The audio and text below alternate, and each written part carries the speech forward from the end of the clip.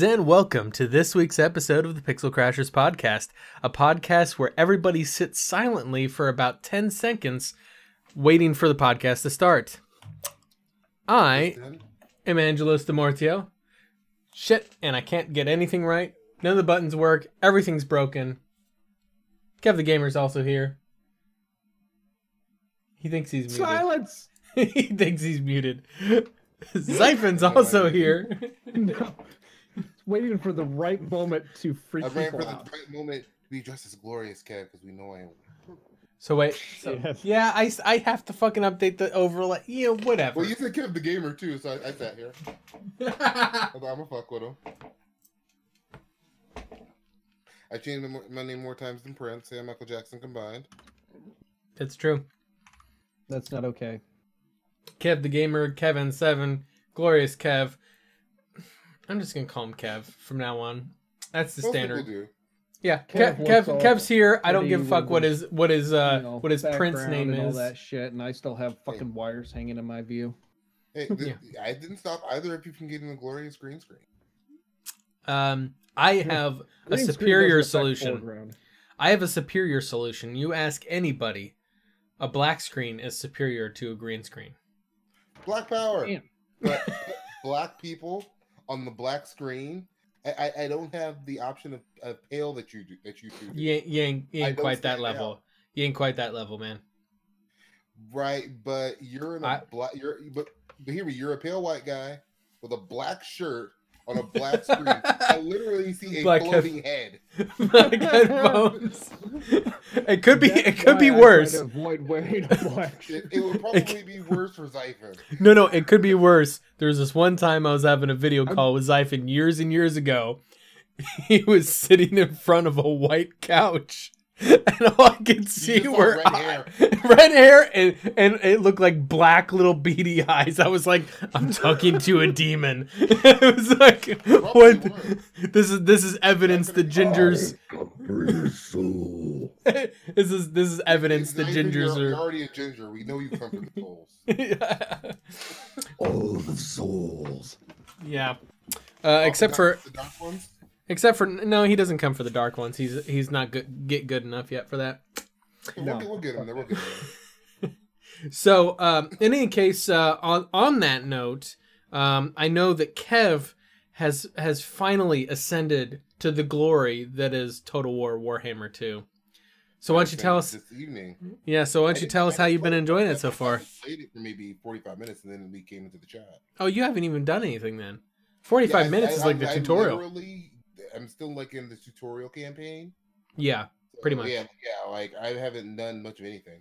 Well, did you have Warhammer 1, the first one? I had the first one, but that was my first Total War game, and I always felt like the tutorial wasn't very in depth. It kind of confused me. Nope. I'm getting it now.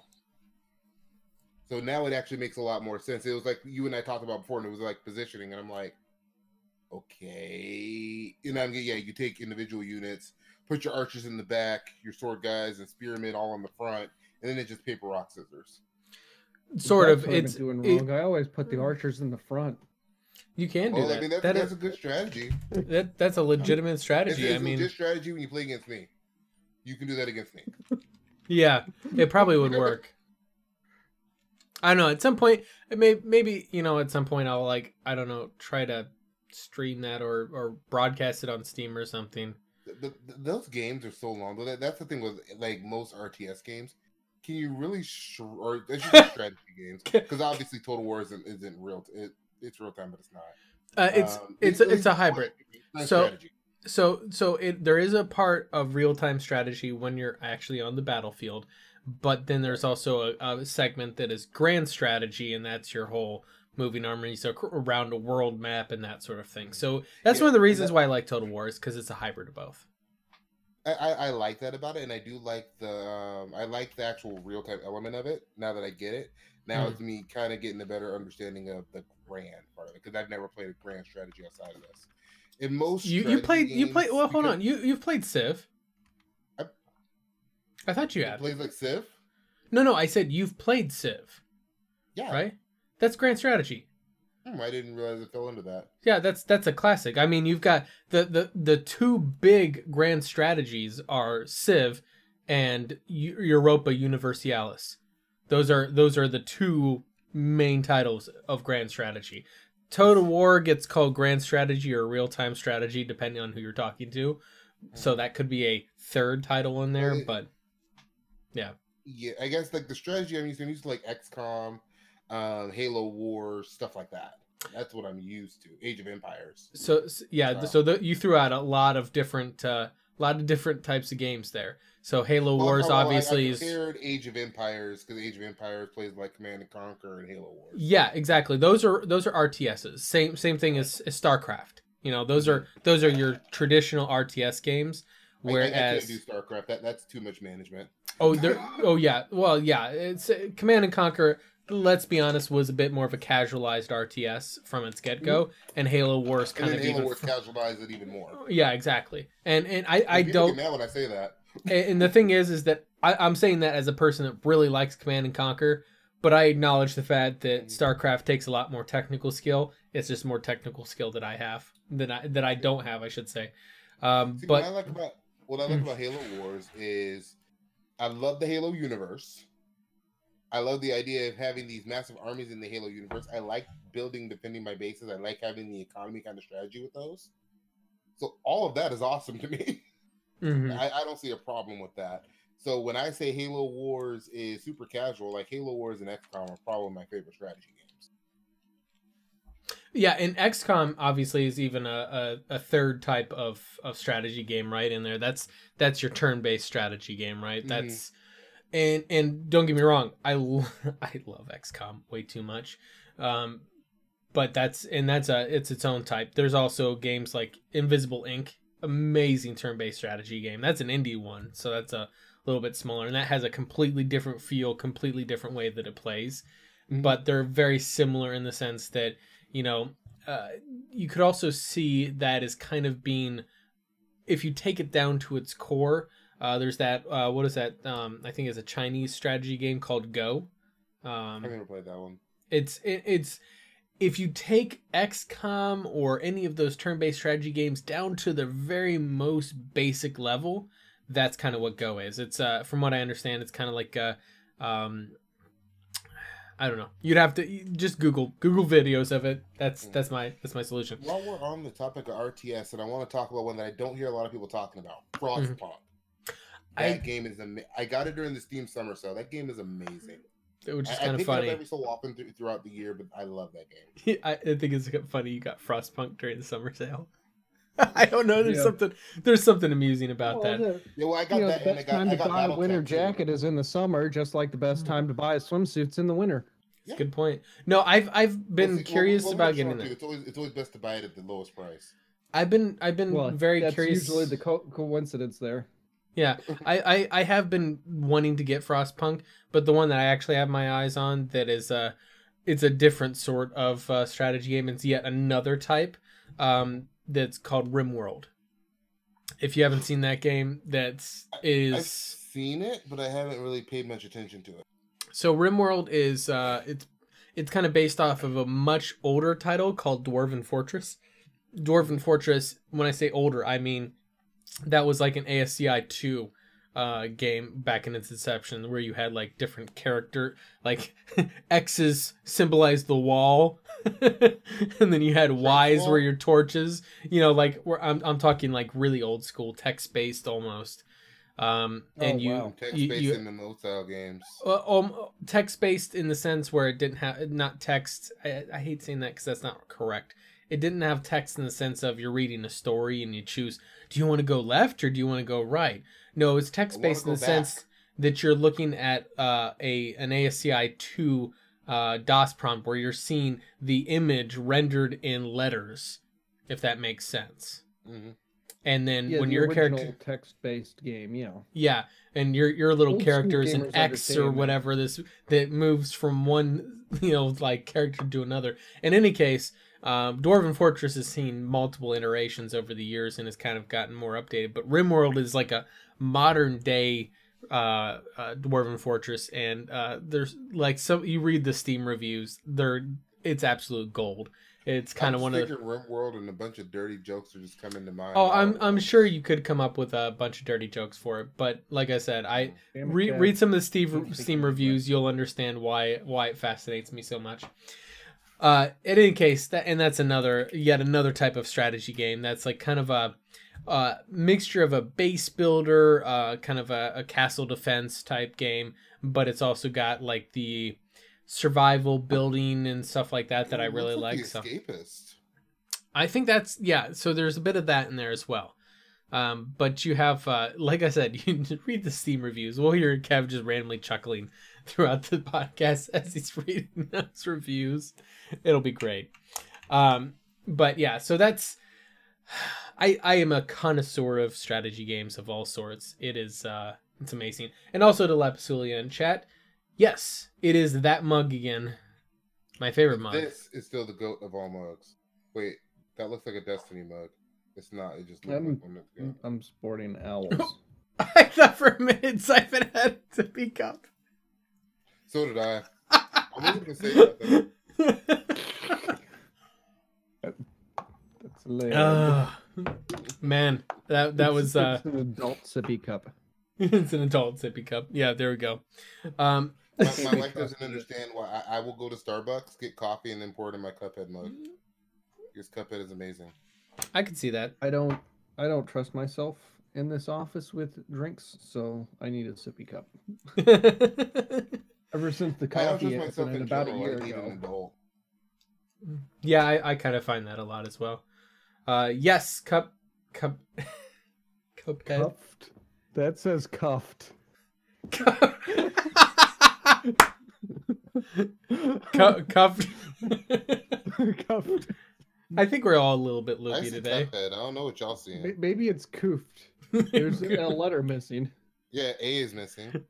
No, you know what? Don't change a single thing. Stay amazing just the way you are.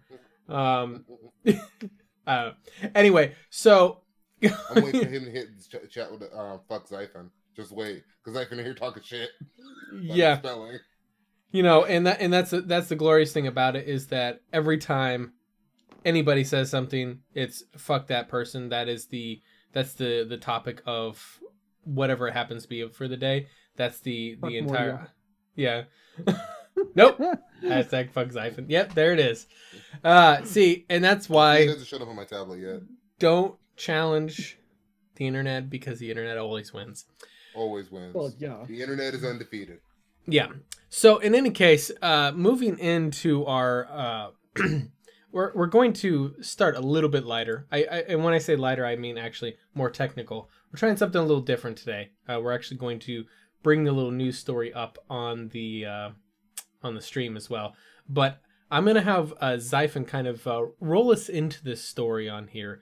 And essentially it's going to be one that I think Kev will have a particularly vested interest in because we all know how Kev feels about it. I originally dug this one up and I immediately thought this is all for Kev right here.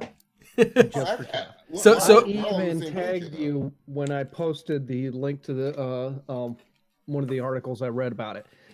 Razer in all of their infinite glory. Now, let me give a little bit of quick illusion first. Asus had done something similar, but the right way. This involves cryptocurrency, more or less retasking your machine to mine. Now, Asus had put out an easy-to-use app, so that you can use your mine to machine and idle, and you get the coin from it. They obviously take their fee, their tax on it.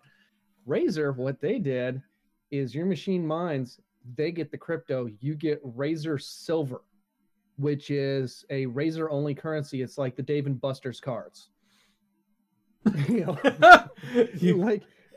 was it? Always Sunny in Philadelphia did an episode about that, where they made their own money just for the bar, and that's exactly what I was thinking of when it involving the Razer Silver. But yeah, you can spend your electricity and your GPU to mine crypto for Razer, and then you get Razer Silver. Now, I was when I was reading over the articles, there wasn't a lot of description on the translation of amount mined versus what kind of silver you get. Say, if for some reason you can see that as valuable to you, you're an idiot. But they don't really have a direct correlation on mining level to what you get. Yeah, I agree. Fuck Razer. But it's one of those things of like, really, you can trade real world money for in-store credit, but it's not a gift card. It's trading work for your machine. Yeah, and to give a translation as we go down through the story on here, I believe it actually does give a translation on here. To give you an idea, you can get up to, if you have a powerful ass rig, you can get up to 500 Razer silver per day. To get a $50 Death Adder, you need 51,000 Razer silver. And that shit will take over 100 days to get. Yeah, that'll take 100 days to give you Razer. That, to give you an idea. That's, and to be so, truth be told here, for anybody not aware, if you didn't know, if you're looking into mining cryptocurrency, I would advise against it at this point. There is no scenario where it's going to be profitable for you anymore, because pretty much all the values of cryptocurrency have tanked to an abysmal level. So like where December 2017, the value of one Bitcoin was nearing $20,000. Now it's at $3,000 or $4,000, somewhere around there. So you get that was the most expensive of them. The rest of them are even lower than that. Like I think Ethereum, the second biggest one, is under $100 per one Ethereum. So and when you do the math on how much it costs you, even if you got dirt cheap electricity, you're spending more money in electricity for mining than you are the amount of money you're getting back from mining. So it's not, and that's just you mining by yourself. That's not even worrying about the Razer bit. Mm-hmm. Now that is one thing, is mining pools. The way those work is it has a little bit of a compounding effect with multiple mining rigs working together in conjunction. Mm-hmm. So that is what Razer is attempting to do with this sort of thing, is use their customers to create their own mining pool, as opposed to one machine that is minimal profit margin off of versus electrical use. You have a mining pool which can it divvies up the calculation work more efficiently between multiple machines. That's why you can get better profit margin off of a pool versus running solo. And that's what Razer's trying to see, if they can get enough people biting the bullshit to actually build up a decent enough pool to make any sort of profit off of it. Oh, I didn't even catch this the first time around, by the way. Razer only lets you use your silver within a year of earning it. Yeah, so it expires. Yeah. I don't even have any words for this. Whoever came up with this is a... Well, if you... Yeah. More, obviously, as Mort pointed out, mining is not point in time right now, so there's no real reason to do it. But if you do mine for coin. Don't mine for bullshit. Yeah. Well, this is mining for bullshit, straight up. Yeah. Yeah. So in any case, yeah, that is the truth of it. So my question is to you guys. First of all, you got to wonder, how much money is Razer going to lose on this venture? Since, like I said, they're not going to be really getting anything off of it either, because cryptocurrency's useless. Do you think Razer waited a little bit too long for this? Mm-hmm. Yeah. Way too long. I feel like they're like, everybody's jumping off the sinking ship, and Razer was like, "There's money in there," and jumps onto the sinking ship, like while everybody else is bailing. Jumped onto the sinking ship as well when they introduced their 10 series cards to right at the end of the tail end of the mining boom. Yeah, well, I mean, the thing is that the mining boom started it really heated up towards the end of 2017. After, NVIDIA had already launched their 9 series cards. So, there was pretty much their 10 series, yeah, they were going to tweak and tune them. They probably didn't do anything different to make them better at mining. It was just a natural state of things that they so happened to be good at mining. But it's loads of fun. Razer has definitely failed on this one. And so whenever you see this I just want Razer to hold it for a while. Hold it, love it, and embrace it. Oh, Kev. He just Google searched the letter L so he could put that up on his camera feed. Yes, L's for Razer. This is this. Hey, Kev, you know when you did the screen share there, we see all your tabs along with that too. Yeah. Oh, okay. We could see all the Pornhub. What is that? There's like 6 tabs of Tumblr open. There were no 6 tabs of Tumblr open. 6 tabs of Tumblr. He's trying to take screenshots as much as he can before the party ends. Right. Tumblr doesn't have any porn anymore. Facts. I'm so mad I will cancel my Tumblr account, but first I'm going to create one, steal a whole bunch of shit, and then cancel it in anger. Exactly. Internet rage. So, kind of going on to the next story on here.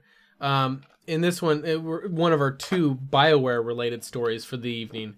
The first one on there is with Anthem, and they recently announced that there's going to be 2 upcoming demos for Anthem.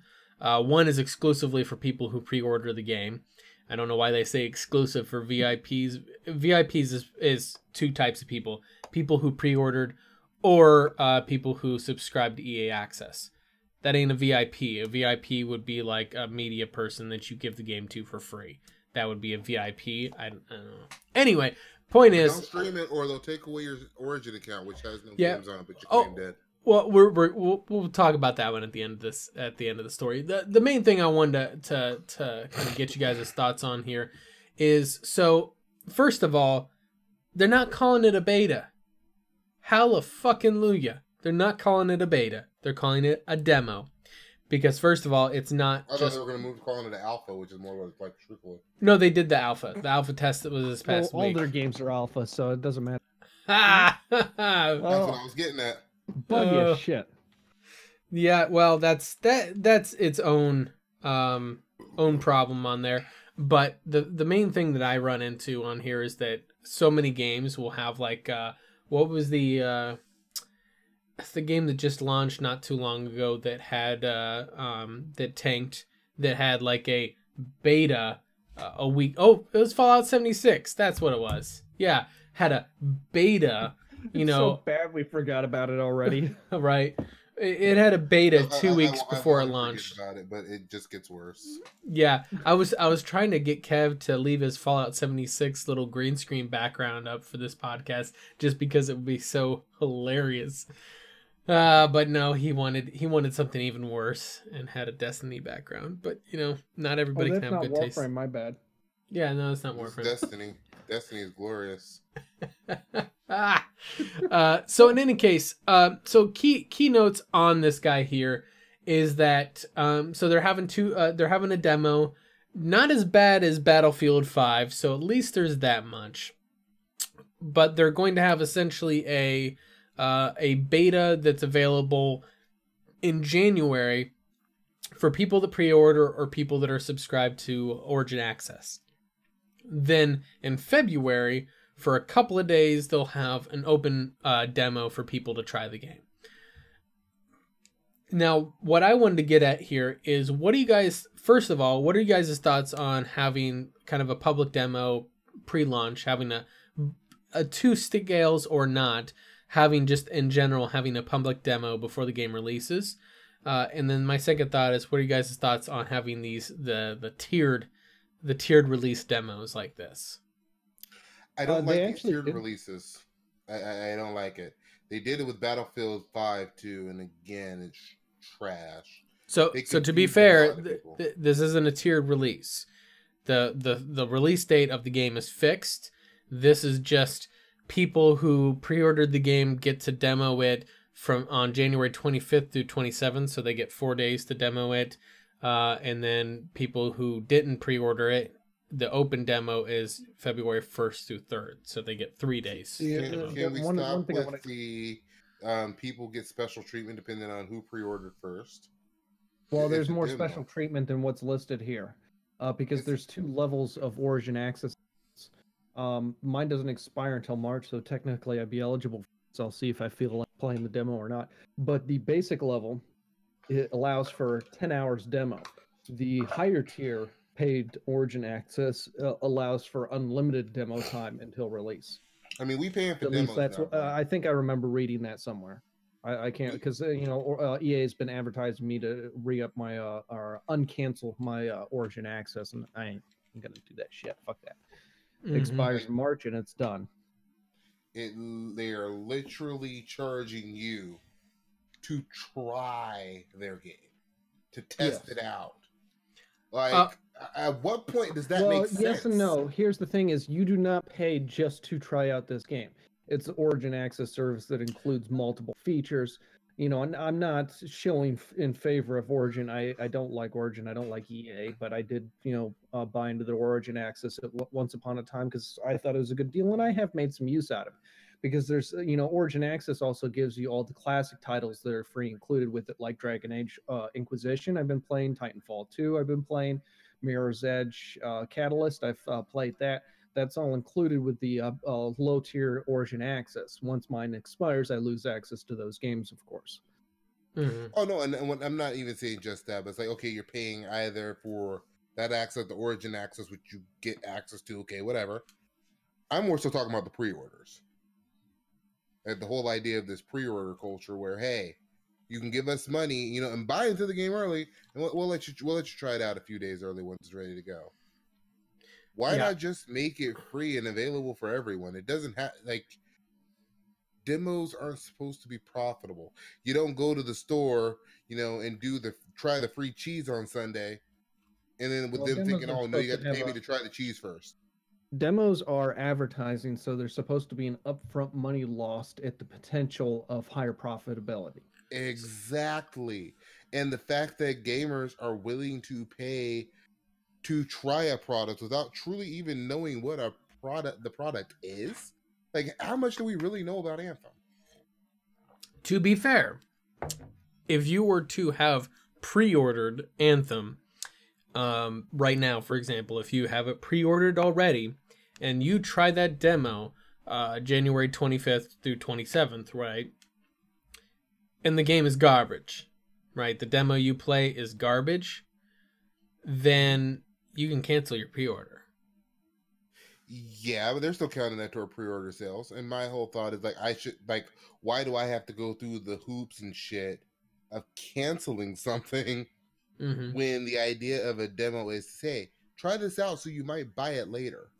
Yeah, so the thing is the way I see a demo is a sales pitch, right? That's not just for games. That's like a person who puts together a demo mixtape, right, to give to a marketing or a rep from a record label. It's meant to be a sales pitch. Buy my product. Buy me, buy my product, whatever. That's what a demo is. A demonstration. It's meant to sell people on it. Right. The thing is that they're essentially saying for people that pre-order the game, here's our sales pitch after you've already paid. Yep. What? That makes no sense. That literally makes no sense. I don't get how that's even that even makes any sense. Now, however, not only that though, I believe that that people who are like in that pre-order who play in the demo, you'll unlock some exclusive item in the game when it officially launches. Which, of course, as we know from previous guys, it's probably going to be some shit thing that you'll forget about 5 minutes after you play the game. Armor. Yeah, well, not horse armor. Like for example, Dragon Age Inquisition's pre-order bullshit was the ally, or like what was it? The fucking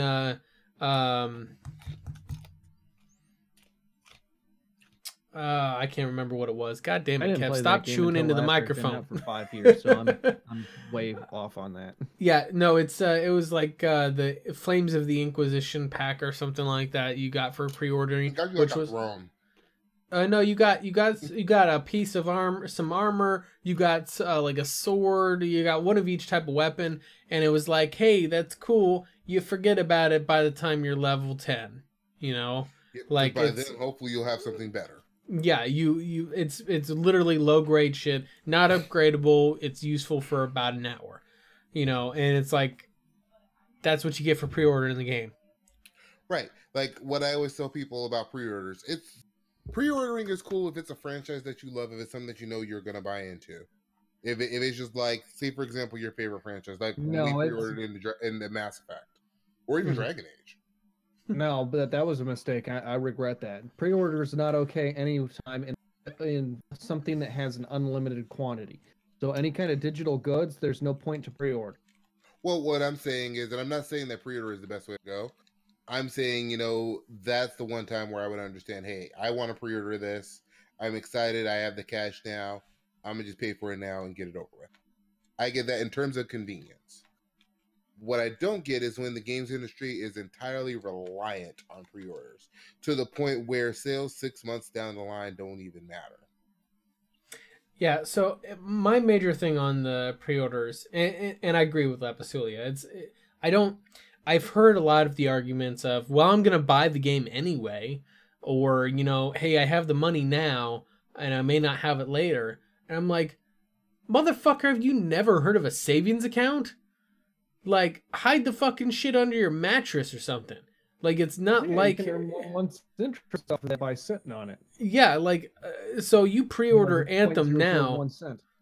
2.5 months before, or no, I guess it's February 15th, so I guess it's almost exactly 2 months from now, right? That's 2 months, maybe get a few cents of interest off of that. All that says is that you're an irresponsible dude that can't save money for 2 months, and you need to pre-order a game to make sure you don't frivolously spend it on something else. I'm like, that's not an argument on why you need to pre-order. That's an argument why you need to learn how to be an adult, right? Need to pre-order. Oh yeah. I'm not saying pre-ordering is a need. I'm saying if you just chose to do, hey, I have the cash now, it's available, whatever. That's what I'm saying. I'm saying, I'd understand if you just chose to do it now for whatever reason. If I pre-order something, I usually do it like day of to preload. That's about it. My major thing on there is that with the case of like pre-orders, it's not just pre-orders, it's the whole idea that people buy a game without, or not just a game. You know what? Let's be honest. It's not just a game. They pre-order or they buy items without ever having actually researched if the items are worth a damn. They just, they just buy them and like, oh yeah, I think this game looks cool. Then they buy it and it's like, oh, this game's garbage. Well, I can't return it because, the return policies on all these fucking stores are garbage, so you can't even return the game. It's like... Treating it like Kickstarter. Yeah, It's like that's free money that a developer gets off you. Whereas this ideal, mythical, good consumer that doesn't really exist, right? This ideal consumer would... wait until reviews are released, wait until maybe some other people that have like some influencers release some gameplay of the game, hear some of their friends, get some opinions from different people they know, do their research and say, I do want to buy that. And then they go and buy it. And maybe it's day 2 or day 3 after release. Because some of these developers and some of the publishers don't even give fucking critics early access to the game. Or if they do, they embargo the reviews to be like the day before launch, like they did with Andromeda, where there are the influencers, aka corporate shills, that are streaming the game talking about how great it is before a professional reviewer or even unprofessional reviews, just dissenting opinions are even released for the game. So all these people are pre-ordering and then, they end up with a shit game. See, the problem with professional reviewers, though, is that even professional reviewers sometimes have skewed point of views. Like people were pointing out a GameSpot review of Red Dead Redemption where you could kind of tell from the way the reviewer was reading the review, she didn't actually like the game. She's telling you the facts about what's in the game, and she's kind of sounds disgusted of the game at the same time. Yeah. This was from GameSpot. And so, most people actually really enjoy Red Dead Redemption. It's Part 2. As the Game Awards kind of showed, it's a very highly regarded game in general. Mm-hmm. or even and that's kind of my point with these reviews. Let's not forget, or what you call do with Cuphead a year ago, or was it 2 years ago? Yeah, a year ago, where they were struggling with the tutorial, but they write game reviews. In fact, they were heavily criticized. The same guy that was struggling with Cuphead. So how he struggled with the original Mass Effect, but then you realize he didn't level anything until like right before the final fight with Saren. I would like to point out though that you're kind of using anecdotal evidence on for what I'm saying as you should look at professional reviews and other sources like friend opinions, live streams. So. Yeah. You're pointing out a couple of instances of reviewers being shit. I'm shitting on professional reviewers is what I'm doing. But that's not all. The thing is those reviewers are shit, 100%. But that's not. They are not representative of the breadth and width of all reviewers that are around out there. There are some the ones that I'm seeing from most of the big publications. A lot of them are shit. Well, I mean, let's be honest. You look at some of the Nintendo reviews from a certain IGN publication that sound really. From IGN. No. I'm talking another story. They just all the reviews for the Nintendo stuff for IGN over the past few months sounded a lot like reviews that were posted other places. Yeah. that was that plagiarism dude was doing all the Nintendo reviews. But yeah, in any case, there are definitely bad reviewers out there. There's some good reviewers out there. The major point is you should never get just one opinion, right? You should always get a multitude of opinions and not just certain types of opinions. And we're going to get into this a little bit in a moment here whenever we talk about the Epic Store and Discord and those sorts of places. But one of the major places that I like sources of reviews I prefer to get is user reviews. Because oftentimes, like, especially with movies, like, right, I'll see a movie that on Rotten Tomatoes says as like, 40% or something like that. But the user reviews are like 9s and 10s all around. It's like... That tells me the professional reviewers are out of fucking touch with what people actually watching movies want to see, right? Yeah. This is actually why I love Metacritic, because I don't even bother with the professional reviewers. It happens on Metacritic, though, too. Metacritic has the professional reviews and the user reviews, right? Well, I only look at the user reviews. Yeah, and when you looked at, like, say, Mass Effect Andromeda, that was comical that... the user reviews on that one were like 5 out of 10 across the board. It was pretty great. One last note on this story I did want to point out though, is that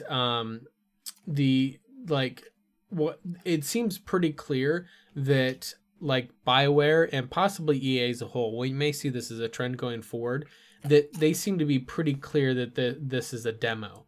And they're wanting to say that not only is this a demo, you're not starting from the beginning of the game. You're going to be playing through a section in the middle, right? You're gaining like the little, like what we got with Mass Effect 3, right? We got to play the Priority Surkesh mission, just a segment of Priority Surkesh, and that was it, right? We got a little snapshot of it. We got a piece of the beginning of the game. Mission. You got the piece of the first mission, but then you also got a piece of Priority Surkesh. So you got kind of a beginning snapshot and a mid-game snapshot. Not spoiling really too much for you, trying to keep you kind of isolated from the story, but it gives you a flavor snapshot of what the game is like. Except when you get that Birdmire Survivor shot. That was fanfare. That was total fanfare. Oh, absolutely. All right, so, and then our next one on here, this one is a little bit more touchy on here. And this is going to be... I think the more delicate story to handle on here, but also on the BioWare side. So the new Dragon Age game that's coming out that's yet to be untitled. Maybe it'll be called Dreadwolf Rises. Maybe it'll be called Dragon Age 4. Maybe it'll be called Dragon Age Give Us All Your Fucking Money Because We're Greedy Bastards. We never know what the title's going to be until it's closer to launch. But the narrative director essentially... I feel like so just to be clear on here, I feel like this article here is a little bit more than a little bit biased. So we're going to take that grain of salt on here. However, they're saying they were quoting some tweets by the narrative director saying how the game is going to be inherently political. Now, I'm not really too focused on the stuff that the guy's saying that's largely anecdotal and pretty much just his opinion rather than news reporting. What I'm really focused on here, though, is what the actual tweets say. And just to quote the excerpts here on there, is the guy's like, the guy on Twitter was like, a few folks have been telling me after seeing my Twitter profile not to bring my politics into the game. Dragon Age has always been about belonging, about realizing that family is more than blood, and about celebrating our diversity and differences. It will remain so. Dragon Age is about hope and how love and friendship are forces for good, and about how, in the end, what we have is each other. Ultimately, though, all art is politics. It is just a hell of a lot easier to ignore it when those politics match up with yours. I wear my heart and beliefs on my sleeve, and I always will. We have finite time in this world, and I want to spend mine making it better and a more caring place. So, that's the part. Yeah, that's the part I want to focus on. I don't care about the rest of the stuff the guy said in here because, like I said, it was very heavily biased, and I'm not really too concerned with that. My major question on here is, first of all, do you guys feel that someone wanting to reflect their real world politics, like, okay, Thedas in Dragon Age is a world that has its own political structures. You have these governments here and there that have their like political differences and stuff that's going on, and that's not what I'm referring to. I'm referring to whenever the game's writers or narrative directors want to take real world happenings, real world political stances and ideologies that exist in the world today, and then translate them into characters or groups in the game in order to showcase them in a positive or negative light according to the beliefs of the person that's directing the narrative. Does that make sense? Mm-hmm. Yes. So what are you guys' thoughts on that? Like, should that be something that, is that something that's going to happen no matter what? Should it be done? Shouldn't it be done? Kind of, what are your thoughts on that? Dragon Age Origins didn't have all this bullshit in it. Yeah, here's a good single line philosophy I love. If it's from the, it is great. The guy's trying to, I don't know if he's actually trying to come out, but that's what ends up happening. And it's like, and it's Zach Galifianakis just like, deadpan stare at him, gay. Like, wait, what? Like, you're gay. Like, I don't know what you're talking about. It's like, and then somebody else pipes in, everybody knows, nobody cares. That line right there is perfect. That's what should summarize this sort of thing. That's the way our society opinion would be best benefit this sort of thing. And it's not just, it applies to any kind of, clashing diversities that we have. Everybody knows, nobody cares. You don't even have to hide it, but you don't have to announce it. You don't have to give PSAs. You don't have to explain it to people. People just know, and they don't care. You are you. It doesn't matter. That's the way things should be. Now, when you put something like this in the game, you should write that as part of their character, but they should not have to announce it. It should be something that just happens, and you move on with the story of the game. If you're even right in a situation where it needs to happen, there's lots. In some situations you would have to make it to overt and break the story. Right. It's like, don't make the story so much about you being gay. I think they did it well with I forget her name, Samantha in Mass Effect 3. They did it so well. You didn't know she was gay until you came on to her. And she was like, no, I'm not into that. It's not even that. Is it shouldn't be, you didn't know she was gay until be, it should not surprise you when you find out. Yeah, and it wasn't. But that's the way. But it should not be. It should be both. You do not know, and it does not surprise you. Right, and it doesn't make you think of the character any different. And I understand, Exactly. To some people like Dorian. I think Dorian was a great example of, he was obviously gay. I didn't have a problem with Dorian. I think he was a great character in Inquisition. Yeah. I wasn't surprised. At the same time, I don't care. It's like, this is who you are. Be yourself. And you're a fucking awesome character. Yeah, like, and the thing is that they did have a little bit of a socio-political thing about him being gay in his loyalty mission in Dragon Age Inquisition, but I kind of think it was it was handled in a way that was kind of saying that, you know, you should be accepting of who people are, but it wasn't necessarily targeting any political group or ideology. It was talking about, you know, more or less how whenever you're in important families like that in those days and age, you would oftentimes run into the family not being as of accepting, because you have a duty to that family to, you know, sire children and carry on the line and that sort of thing. So a man being gay in a family like that would probably be seen as being rather not favorable. And so to me, that fit a lot more than the incredibly insulting Krem thing, but we won't get into that. What Pinnacle Ops said, I kind of like the way he put it. He said, like, no one needs to know he's black. That's just a label. He's a gamer, nothing more, nothing less.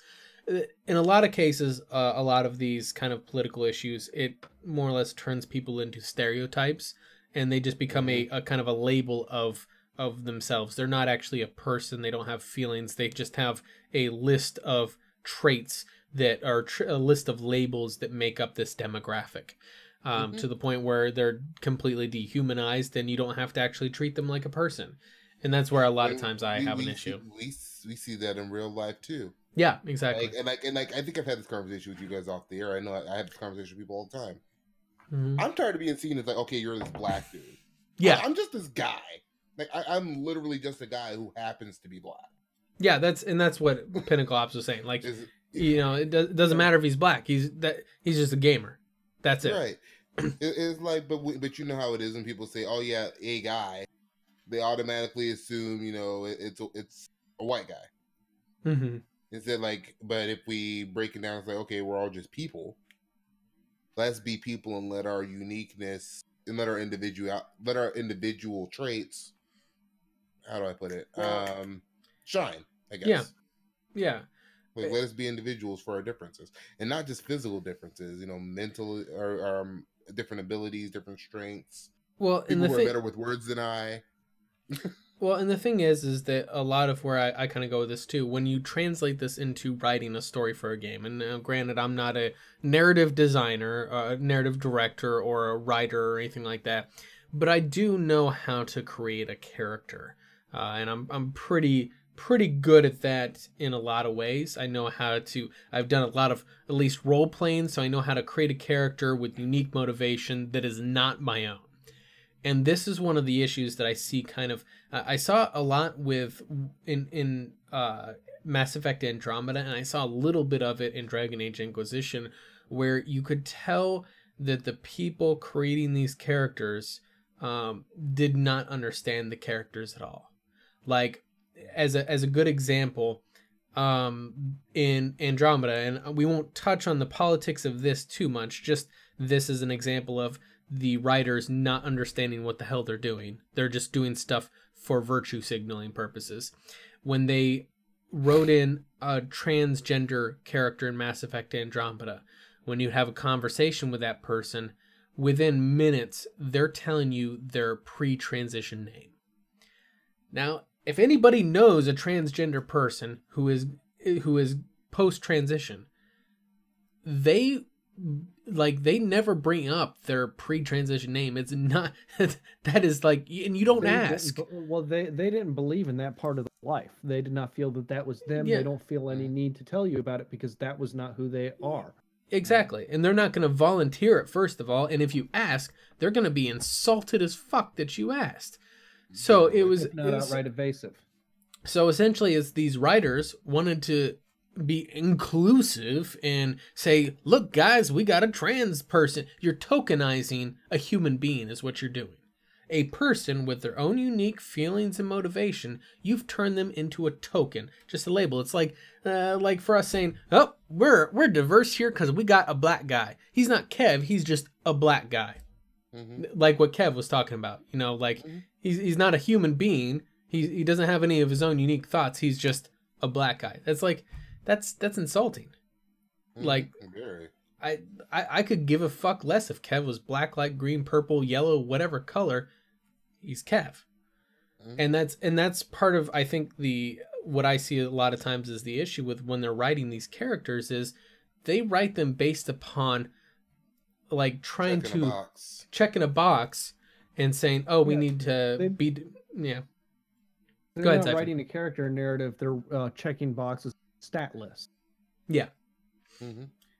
And that's something I have a concern about. Now, if he, and to be fair, he didn't necessarily say that was gonna happen on here. He was saying that all art is politics, which, by the way, I inherently disagree with. There is political art. Like, for example, if you look at a political cartoon, political satire, that is meant to make fun of political groups, people, ideologies. It is very targeted and intended for that.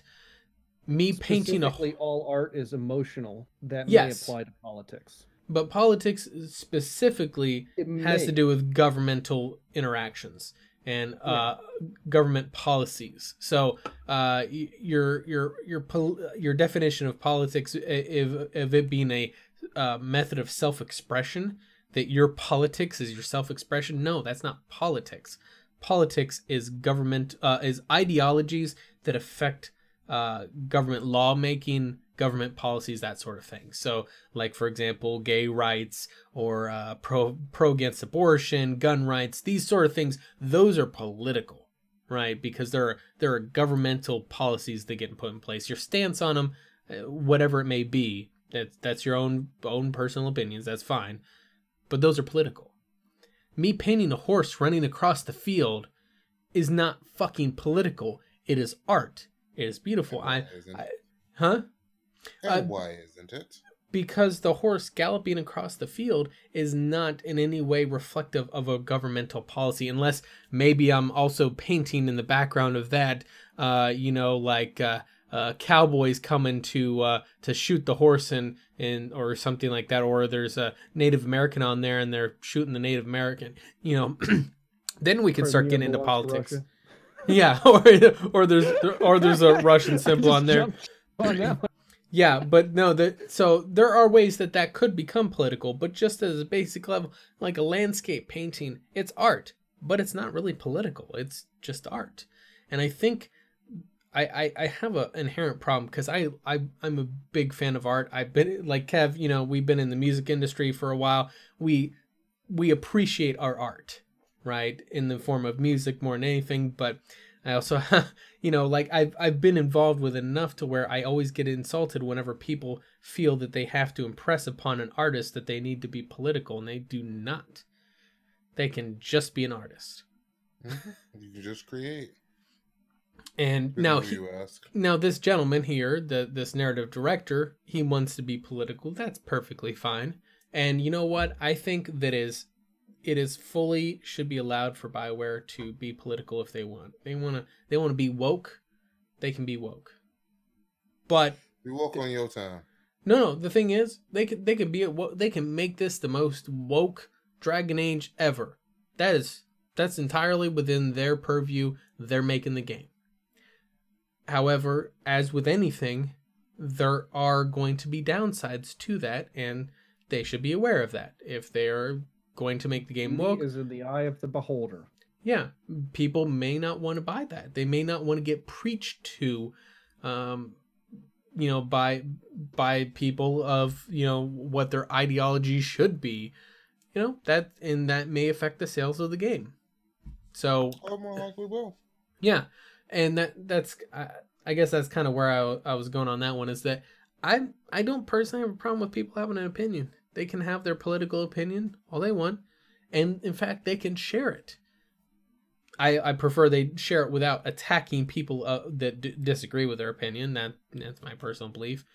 Isn't that the games industry though? Yeah. Let's be honest. That's the world now, because you can't talk to somebody with a differing opinion without them getting offended. Yep. And that's one of the reasons causing a fight. I mean, that's one of the reasons why we oftentimes avoid talking about a lot of more direct political views on here is because, well, it doesn't matter what we say, somebody's going to be offended. You know, Is that why you didn't want to cover the story I was talking about before too? Just like your C920 is offended by your face. yeah, apparently. Are you talking about the Twitch? The woman beater on Twitch. Yeah, no, I didn't want to talk about him because I don't want to fucking showcase that piece of shit. That's why. Okay. I don't think he should have the time of day, and I don't think he should be on the air because, you know, if you're gonna break the law while you're on the stream, then, you know. Anyway. Yeah, break the law on your own time. Yeah, break the law on your own time. You know what? Don't. Just don't. Can we That would also be a good option. Can we just stop hitting each other? That'd be nice. That would be nice, except if you're in a boxing ring, in which case, by all means. Hey, yeah, if you're in a boxing ring, entertain me. If you're getting paid to get beat up, by all means. So, in any case, changing gears to a more lively discussion on here, Kev, why don't you talk to us about Epic and Discord and all this stuff going on with in the game storefront news space on here? Meh. That's honestly my honest thought. Nah. Meh. I mean, I think everybody already kind of knows what's going on with it anyway. He just kind of caught me off. Not everybody. Well, so assume I have not heard any of this news yet. Tell me what's going on. Exclusives. They're getting exclusives on PC, and I don't like it. So what's actually going on in the news? What's the actual facts of here? Act like you're a reporter, not a news blogger, but a reporter. I'm a news blogger. So what's getting exclusives? You're taking them from Steam. Fine, I suppose I can introduce the story since Kev can't. Oh, So essentially, what's going on in the news? So You're obviously, a week ago, he had one job. Literally, I said he had to introduce one story, and since he actually brought a lot of the story up, pulled up the story while we said it because he apparently did. I mean, I didn't do great, but at least I did the damn job. So listen, you know what Xaiphen did? This is a great concept. He read this story before the stream. So did I. Well, I introduced the story before you introduced the story, so I knew it. So to introduce the story on here, so what happened? I want to say a couple weeks ago. You know, we briefly touched on it last week during the play stream on there. Epic, obviously, during the Game Awards, announced during the announcement of, I believe it was Hades, the new indie game coming out from Supergiant. They announced that they would be launching a full-out game store through their Epic game launcher that they already had for Fortnite and whatnot. So, and then they announced also that Hades, Ashen, several other titles would be launching exclusively on the Epic Game Store. Now, the details behind this are not clear, which is why I kind of I oppose the stance of Kev on one facet of this, and we'll kind of make sure we're clear on that in a moment. But, they also announced the big deal with this Epic Game Store is that they announced that they would have an 88-12 revenue share with the developers, which means that they take 12% off the top of the sales, and then the developer keeps 88% of the sales of games. Now, why that was a big deal is because the industry standard up to that point had been a 70-30, where the storefront, like Steam, for example, or the Microsoft Store or the PS Store, any game store, even on your consoles, would take a 30% cut off the top, right? So that's kind of a big deal because that means that's more money for developers. Now, in the process of announcing this news, Steam tried to kind of undercut the news coming out by saying that they would be having a tiered revenue share system where it was 70-30 for most people, but if you sold more than 10 million copies of game, or if you sold more than $10 million in sales, then you went to a 75-25 split, and if you sold more than $50 million, you got an 80-20 split. So no matter what, it was a worse deal than what the Epic Store offered. Now, recently, Discord now is upping the ante on the Epic Store and they're saying, well, you know, you heard of their 88-12 split? Well, guess what? We're going 90-10. And they announced it saying more or less that, hey, we did our research and we tried to look at like the pros and cons. Why do we need a 30% cut off the top? And they realized we don't. We can do this taking a 10% cut. And then they said also further, as they kind of make their processes more efficient, because they're still, Discord's still new to the store scene as well. They launched their store a couple months ago, but haven't really done much since then. But they said once they get things running smoother, they may even drop the cut down even further as they find that they can afford it. So my position, and this is where Kev disagrees, Kev does not like the idea of there being exclusive games to these game stores. So essentially he wants, and correct me, jump in if I say something that's not representative of your views, Kev. And Kev wants the games to be available on, you know, Steam, Origin, GOG, whatever your choice is for your game store, whatever it happens to be, the game should be available for you to be there to buy it, right? Mm-hmm. And my reasoning behind that is for competition in the space for the consumer. Okay. If what I don't want is to see it end up like the PlayStation store, like the Xbox store, where I now have a monopoly on this game and I control all the pricing, and that's what I don't like about this. So what generally happens, like, okay, if this game, say it's on Steam, you know, everybody has a Steam key, all the stores across the internet have these keys. Now maybe that's the same with the Epic store. Now think about it. I'm going to use Hades as an example since it's one of the exclusives there. Now think about it, if it was on all the storefronts and you get it on Green Man and Humble and all the stores, Amazon, wherever you get your games, now they're competing for the user's attention. And that's more or less what I want to see on PC. I want to get away from the barriers and just get down to true competition for the consumer. Now, I get it on a competitive level for the developers. And I think what they're doing as far as the developers is great. Hey, go to where you're going to get the best cut. I get it on their side. I don't see the benefit of it for the end user. I think something you might be overlooking here is that the stores are distributors, not publishers. So they control price, but not the way you're describing. They can control price if they offer to distribute cheap enough. Then the game publisher, whether it's an indie publisher or, you know, a AAA publisher, whatever, they may choose to set a lower price on there because they're getting charged less. Maybe not. They may just look at like, hey, I'm making more money. It's going to be the same price no matter what. So at that point, they just choose the best store to go to. But say, you know, if they wanted to take 80%, they wanted to make 80%. Traditionally, they would only make 70%, and a store is saying, hey, you get to keep 90%, they may push that extra 10% back to the consumer. The chances of that are rather low, but it is a possibility because, like I said, the stores only control the price in as much as if they gouge too much off of it, then the publishers may charge more as a result of that. Mm-hmm. So you have these stores that are gaining exclusives by charging less. They're not going to lock the price higher. Hopefully.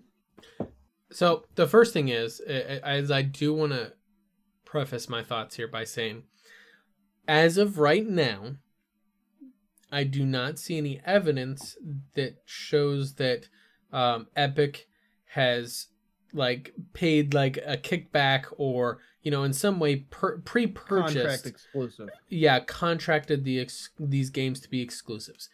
If they did, if they kicked these guys 10 grand or something and said you're only going to launch on the Epic store, I have a problem with that. That's how a lot of these games are being announced. I agree with that problem. No. That's not what I'm saying. The developer saying we're only going to launch on this platform isn't necessarily the problem. The problem is if Epic is paying them, not just with the 80-12 cut. I'm saying if they are paying them like 10 grand. Hey, here's another 50 grand to only launch here. That's a problem. Yeah, that's where I have a problem. They get them under a signed contract for it as opposed to just pure choice. Like, hey, you're the cheaper option. I'm only going to let you distribute. If these developers... If they're only going there because it's a cheaper option, from them, I get it. That's just better business. Yeah, and that is so my and as I kind of told Kev, I want freedom of all the platforms. I want hardware, storefronts, games all to be everywhere, right? I would love to see a PS4 that has Steam on it and an Xbox that has the Epic Store on it. You know, I would love for everything to be everywhere, right? And you can purchase the game, you know, oh, Steam wants to charge $5 less for a game. Well, Epic's going to charge $10 less. That's where consumers really win. Yep. Is if everybody has everything available to them, then Xbox has to make its hardware look better than PlayStation 4's. Twitch I guess also has games too. But essentially they have to find other than just the game as like my big complaint about like PS4's exclusive games is it's holding a game hostage to force you to buy inferior hardware. Like the PS4 console itself is bland. It has no distinct defined features to it that would make it like if you had no games for it and it was just Windows installed on there, right? And you said, here's a PS4. I'd be like, the fuck is the point of this? I can get 6 different options that are better for that do the same thing, right? Maybe you tell me that the PS4 is cheaper for what it can do. Okay, there's a little proposition for me. But then you tell me, yeah, except for you can't crossplay. You can't mod it. You can't do all these other things. And I'm like, and then I have to pay $60 a year to play multiplayer. So you've got all these arguments. I don't want to turn it into that rant. My point is that the hardware itself doesn't have anything to sell it to me. Then you go switch over to this side of things where we have 2 new stores that are just launching up. First of all, their whole announcement of, massively undercutting Steam and the standard for all stores. That's the Microsoft store, that's the PlayStation store, that's GOG, that's Steam, that's Origin, that's everybody had that 70-30 split. So that wasn't just Steam, but the big target is Steam. Also on Android and Apple as well. Yes, exactly. Which, by the way, Apple is currently getting sued for that 70-30 split right now as it is. A developer is suing them saying that it is price fixing. And if you guys remember, I think it was the last podcast we had, we talked about that. Yes. If that would affect the PC, or affect other stores later on, the outcome of that. And there's a good possibility because I was source for them. That lawsuit, just the lawsuit itself, not the result of it, but the act of the lawsuit may actually be affecting the market. Yeah, that and may be what kicked it off. It's I hard was to tell because you can't say that. Oh yeah, we were following this lawsuit and we decided to make changes. I don't know if that's the case because no one's really owning up to the source. Yeah, and the thing is that I have a suspicion it may have had an impact on it because it was, not long after that Epic made that announcement of doing the 8812 cut. So I'm like, interesting. Now, Discord, I'm pretty certain is literally just trying to one up Epic because it's not that it's a better cut, but it's not really that much better. It's 2% difference.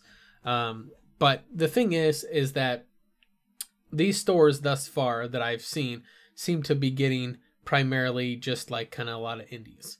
Which the thing is that as it seems like, it almost seems like a lot of the AAA marketplace are kind of moving to their own storefronts anyway, which will make it a lot more difficult for a lot of the big money guys to really come in here. What I'll be interested in is to see where Ubisoft goes, right? Will Ubisoft make their games available on all these storefronts?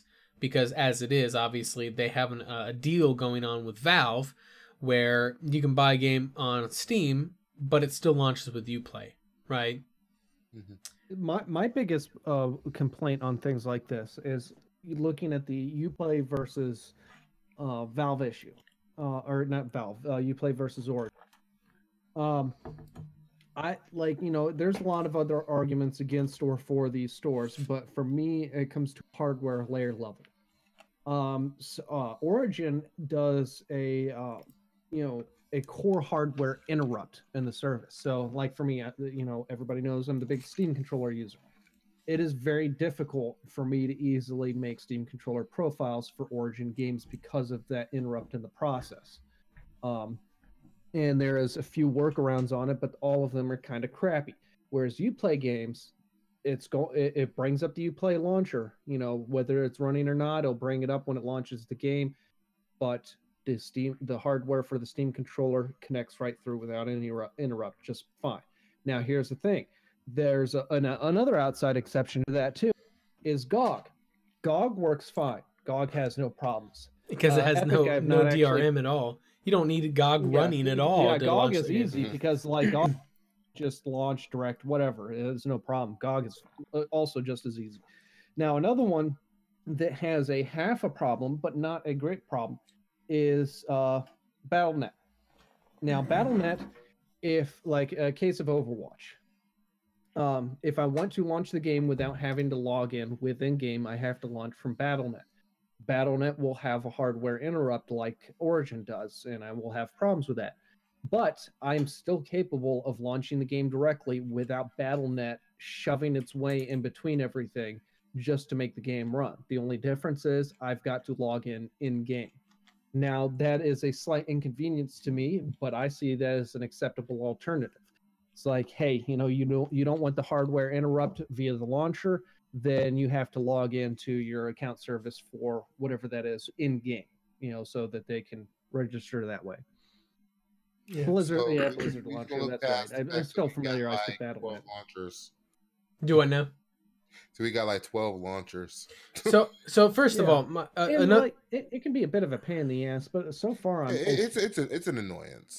So, and that was something else that I kind of, Kevin and I, by the way, had this like explosive battle on Twitter. It was pretty epic. Is that what we're calling it? I think that there were hundreds of people died. I think a few buildings exploded. It was pretty epic. We didn't launch any nukes though, so we're not quite to the Fallout 76 stage. Destroy all of New York's asphalt because nothing's an epic battle without destroying the infrastructure. It has to happen. New York, I went straight for DC. Yeah. So either way, you destroyed the infrastructure. There's no bridges. There's no roads. It's all gone. So in any case, though, essentially we kind of went back and forth on this scenario, whereas actually we had like a few concurrent conversations going on at once. I hate those. I always get confused on what I'm talking about. Point is, you mean when other people step in and they only understand half the conversation? No. Whenever you and I are debating two similar but slightly different conversations at the same time, and we're like taking turns responding to each comment in those chains, I get a little confused with those. But that said, a lot of my argument was that it seemed as if the complaint of essentially like there is no difference between having exclusives on consoles and exclusives on storefronts on PC, what I was saying, at least on my side, is I don't have a problem like when a Sony owned studio. I use Sony as an example because Xbox ain't got no exclusives. You could say Nintendo too, yeah, and they make a game specifically for their platform. My thought as well, that's leaving money on the table, but it's your choice. Like you're choosing to make games specifically for your hardware, whatever. Mm-hmm. To me, the differentiation comes when we're talking about different hardware. So it's like if it's all on PC, it's already running on the same hardware. Who cares what storefront it's on? Let people use whatever storefront they want, as opposed to okay, I have to make a version for Xbox, a version for PlayStation, Nintendo, PC, whatever. That would Mac. You can even throw Mac in there if you want to. I think the argument still stands. That was more or less where I was like, I don't think that's necessarily necessary, but I see that different than saying, oh, well, it's the same game, same hardware. We're not going to make many changes.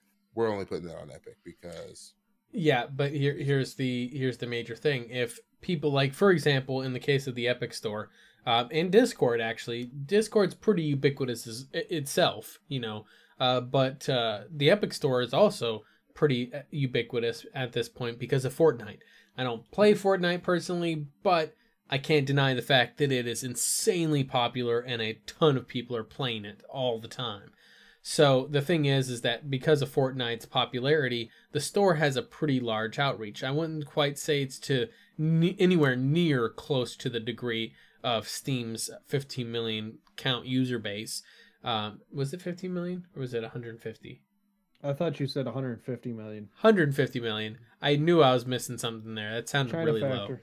That's, yeah, the China factor in there. But the point is, as far as what that means, though, is that they do have a pretty large install base that's a customer base for other games.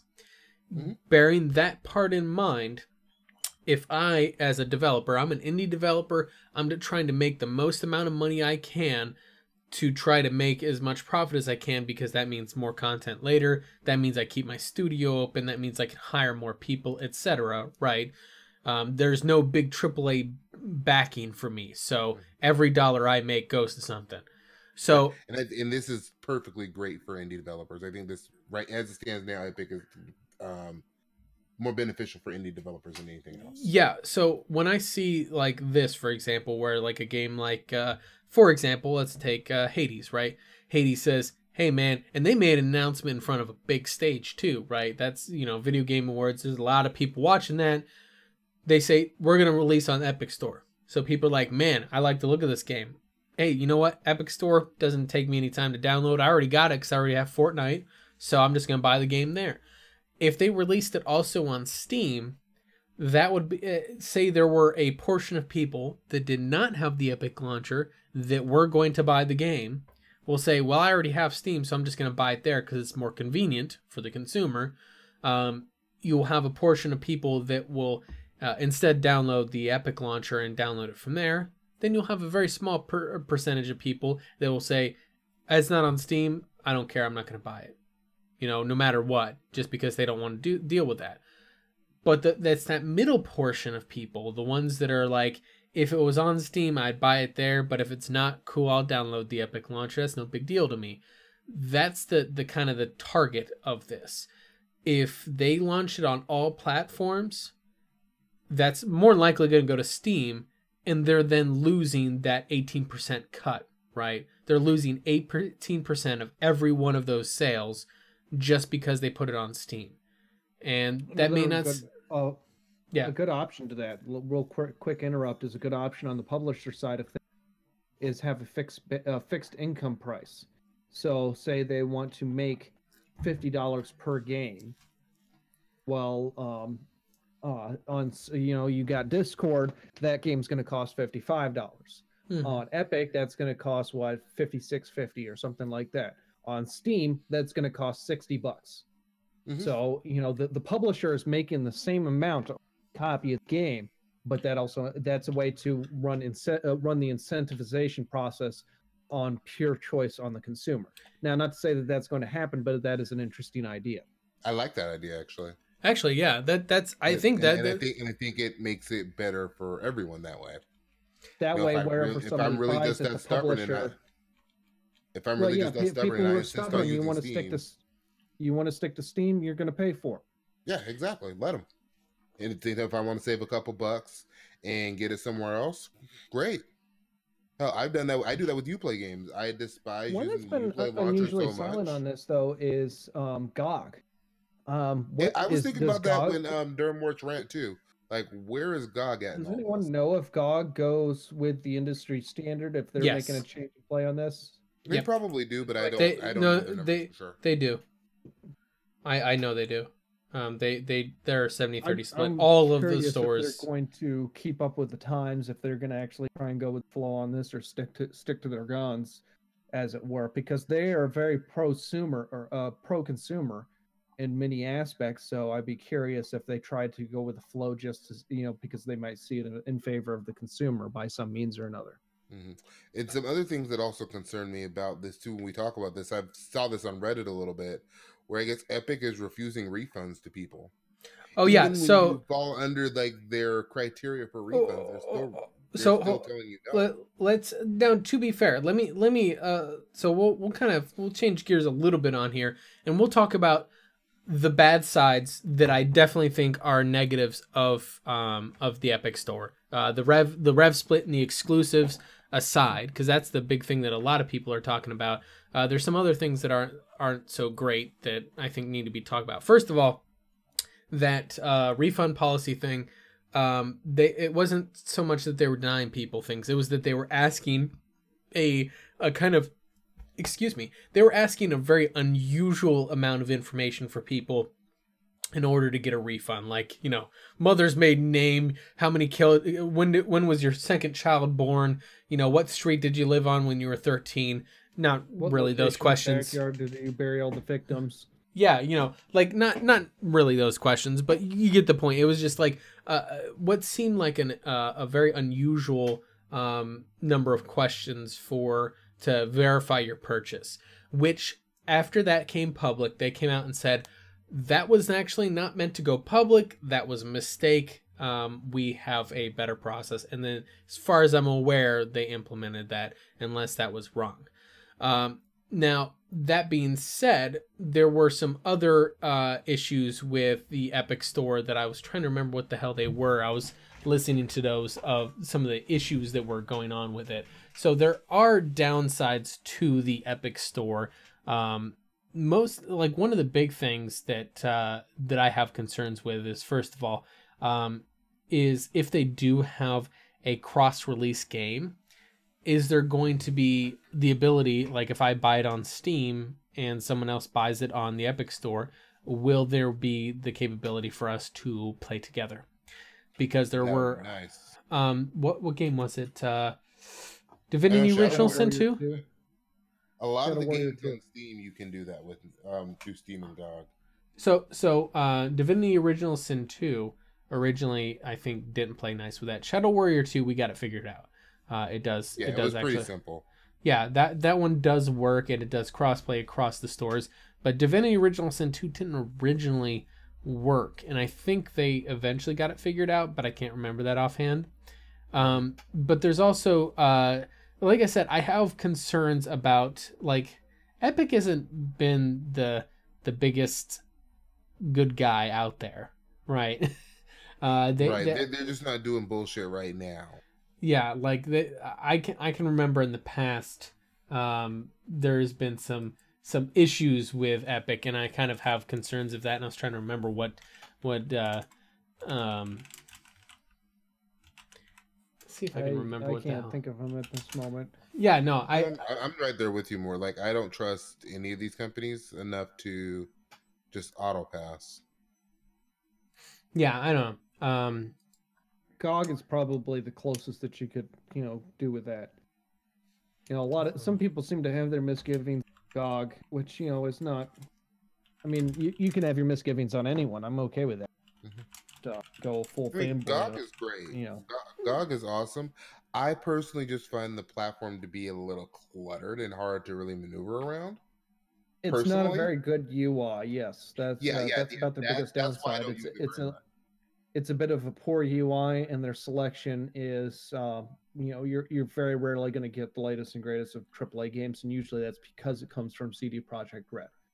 Mm-hmm. And that's not even AAA, but high detail, popular, full tilt game. You're not likely to get a. You're going to get a lot of older stuff. Yeah, a lot of older stuff, a lot of platformers, a lot of very reduced effect games. Well, you will get a lot of indies. You will get a ton of indies. So if you like indie games, like I don't have any problems with indies, and you're gonna get a lot of those on the hell. I'm on GOG right now looking at should I get Immortal Redneck? That sounds like a game you need to get. Well, some of it, like I can't remember the publisher on it, but Chronicles of Riddick wasn't an indie game as far as I remember. That was a plat release. It had a AAA publisher, but I can't remember who it was that did it. I know who it was. It was Starbreeze. You know how I know that? Because I was just reading that article about them getting rated. Yeah, that's right. Yeah. But you Shout know out to that, the that Infinity Ward's bomb threat. Shout out to Infinity Ward's bomb threat. Like, you better not make Ghost 2 or I'm gonna blow this motherfucker up. I get it. I'm not saying that you should have done it, but I understand. Speaking of Starbreeze, weren't we going to discuss them? We were, but it got cut because of time factors on there. Oh. The final thoughts on here, we're going to kind of tune this into final thoughts because we're not going to run a 2-hour podcast this week. And we actually timed this guy damn perfect. So Glorious. I think so. So there are downsides to the Epic Games Store, and I apologize. I totally had things that I want to talk about on there that I forgot about. Sorry, ADD, it happens occasionally. I should have wrote it down and I didn't. That being said, there are definitely questions that people should ask about Epic. You shouldn't just assume that they're better. For that matter, Discord either. I mean, Discord seems like a very lighthearted, really cool company, but you should never just inherently trust anybody. You should always ask questions. You should always research where your money's They're going. all evil until they tell me otherwise. Yeah, just assume they're and until evil. Gaben learns to count to 3. We want Half-Life 3, goddammit. We got Kingdom Hearts 3. Why can't we have Half-Life 3? Yeah, that's not gonna happen. I guess that is one thing that that Epic does better than Valve, right? They actually still make games. Or count to 3. I mean, they made Artifact, which is just a loot box simulator. Yeah, it's a loot box simulator. No, there's some things that just don't count, Kev. Yeah, they don't count. So in any case, while we're on that note, Xaiphen, final thoughts. Final thoughts. You know what? I gotta admit, defeat Kev. I've been really trying to get a Steam profile for the DualShock 4 controller for Dragon Age Inquisition multiplayer for him. You know, trying to make it as plug and play as possible.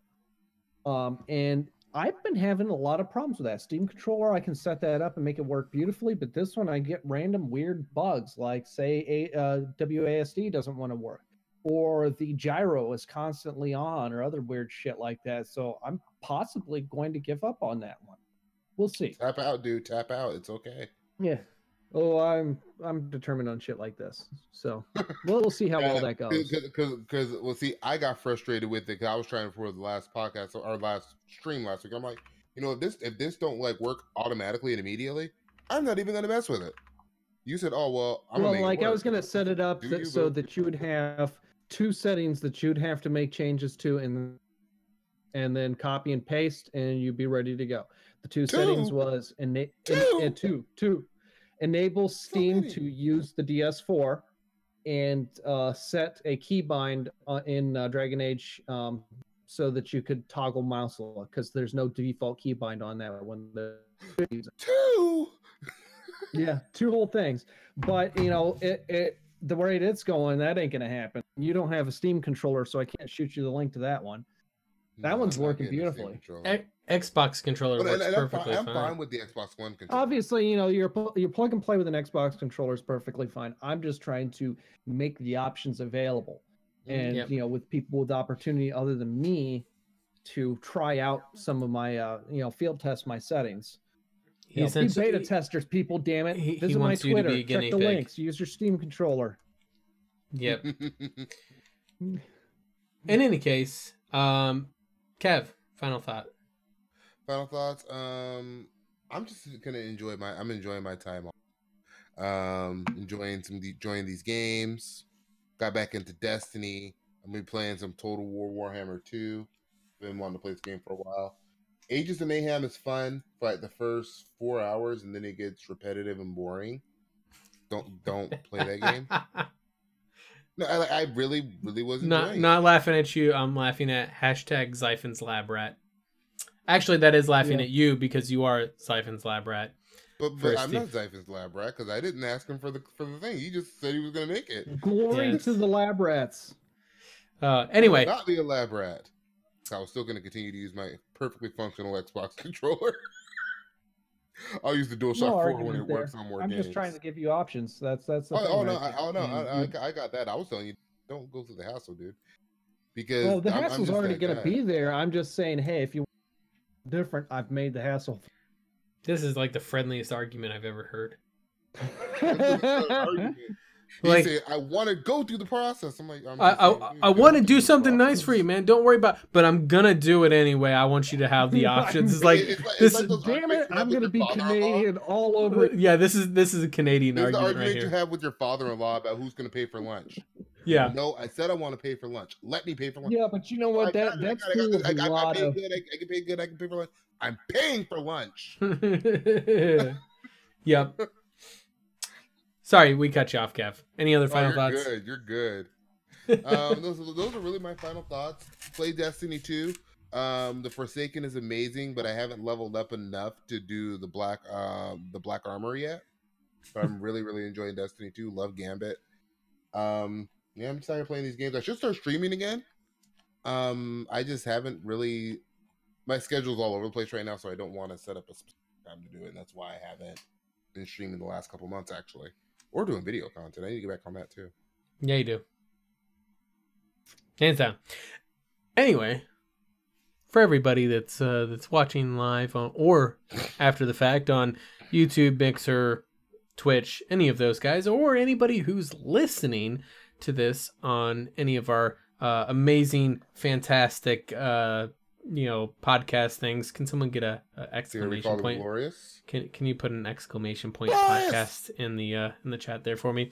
For all of the folks that are listening to this also off there on any of our Kev beat you to it. Audio parts, Kev fails.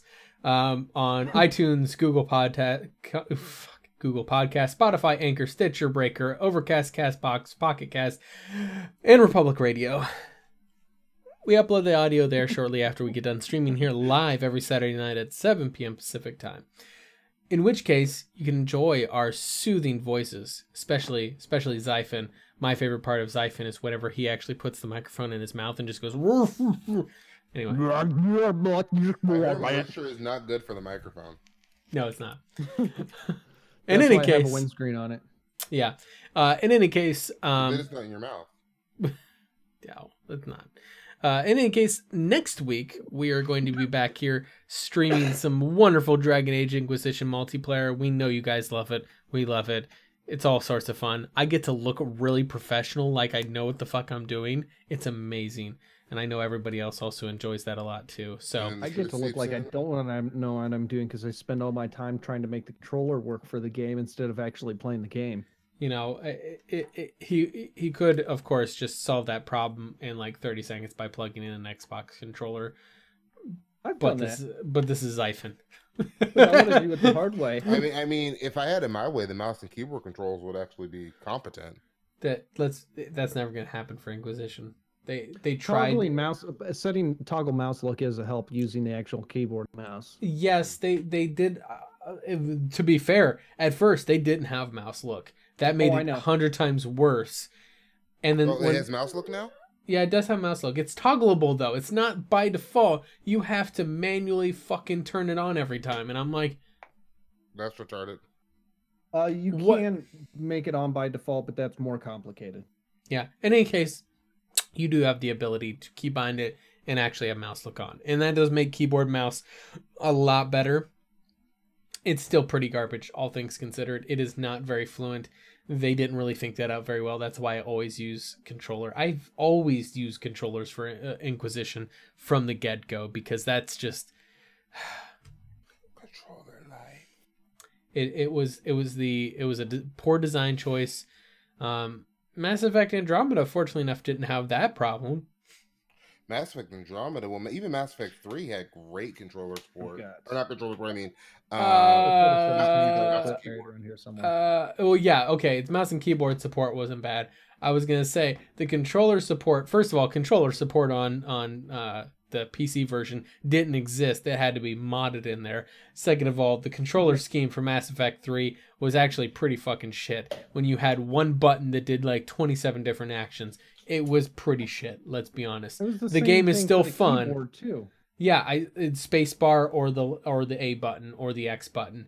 You know, the thing is that I love Mass Effect 3. I love Mass Effect 3 multiplayer. let's all agree that the Kev is control doing scheme the was shit. slowest, laziest juggling act I've ever seen. Worst juggling act ever. It's him trying to show off and be cool Trying that he to show is. controllers. He's trying to be cool. So in any case, though, Let's show this. we're gonna be back next week for some Dragon Age Inquisition, and then the week after that, I believe it's the 22nd of December. I know that's dangerous times to have a podcast, guys. We will have our year-end special and season finale for season 5 of the Pixel Crashers podcast. If you don't like the game, don't buy it. Yeah, we're going to be going through the biggest derps and memes of the games industry for 2018, including the likes of. Have to be a 3-hour podcast, by the way. It's going to be, because 2018 has been a banner year, including highlights such as y'all Thermal have paste. phones, don't you? And thermal paste. Thermal paste. I know how to build computers, Use guys. all the thermal paste. And then also we're all gonna have to start the podcast by sitting down and saying. Are we just gonna? So I suppose I should have made this video a while ago. I wanted to get my side out on why I plagiarized a whole bunch of stuff, but I'm not actually going to admit that I plagiarized a bunch of stuff, and I'm also not going to apologize to the persons I plagiarized. That's also going to be one. We're giving up all the blunders. Yeah, we have plenty more. Those are just some highlights on there. 76 as a whole is just a blunder. Just the whole thing.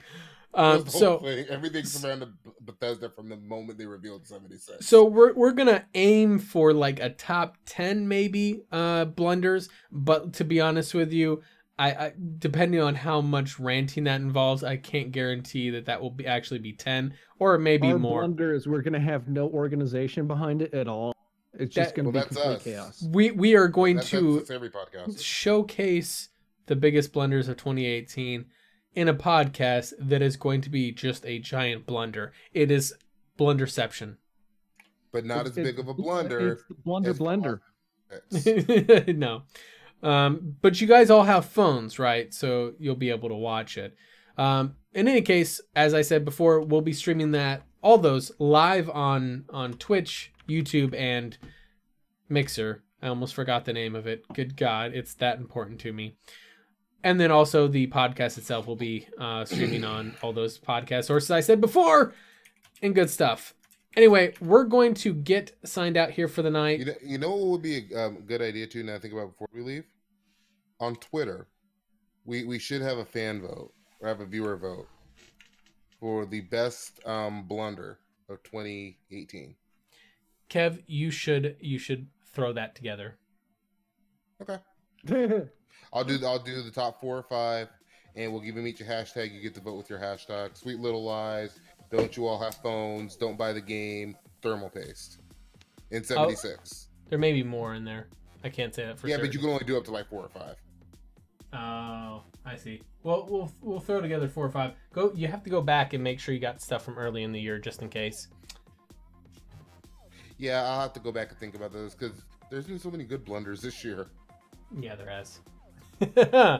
Anyway, guys. I think the earliest one I really remember is thermal paste. Yeah, that's true. Anyway, guys, we're going to get signed off here for the night. Oh, good God, man. Can't you forget about EA for 5 seconds? Like, they've managed to fuck up so many times. We almost forget that EA has fucked up this year because we just kind of expect it. Well, I did say the Battlefield 5. If you don't like the game, don't buy it. No. We'll do another hashtag EA. Yeah, no. Hashtag. No, Battlefield 5, the pinnacle, the way you summarize that up in one word is hashtag everyone's Battlefield. That was the culmination of how badly they fucked that up. Anyway, guys, we're going to get signed off here for the night. We'll be back next week with some Dragon Age Inquisition streaming. And then, like I said, on the 22nd of December, we will be back with an amazing season finale for 2018. Guys, come check it out. We love y'all. Have a good night. And listen to some fun tunes as Kev is... Shut the fuck up. Lies, tell me sweet little lies. Tell me lies. Are we off air yet? No.